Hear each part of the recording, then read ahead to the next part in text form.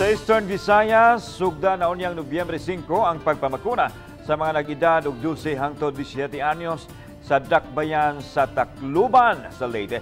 Suma ni Mayor Alfred Romualdez, paigo ra ang gitaganang Pfizer vaccine alang nini.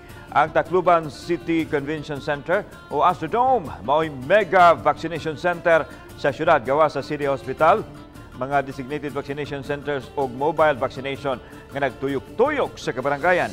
Bukod sa mayor nga hingpit ng mabakunahan o mabuksan ang ekonomiya sa syudad, maong iyang giawhag ang tanan nga magpabakuna o dili huwaton nga ihatag sa DOH ngadto subang dapit ang mga bakuna.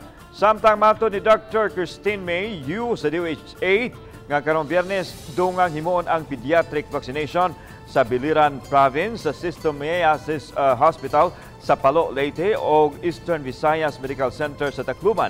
Ibadayan kini sa musunod nga mga adlaw hangtod makabot ang herd immunity sa Tacloban isip sentro sa region o tanang kalungsuran sa Region 8. We have a lot of supply now ng vaccines.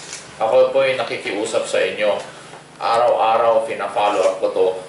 And I'm encouraging everyone, magpabakuna na po kayo. I hope na lahat ng parents dito, sa inyong lahat na nandito din, let us encourage our teenagers to be vaccinated as well as our parents to consent to the vaccination.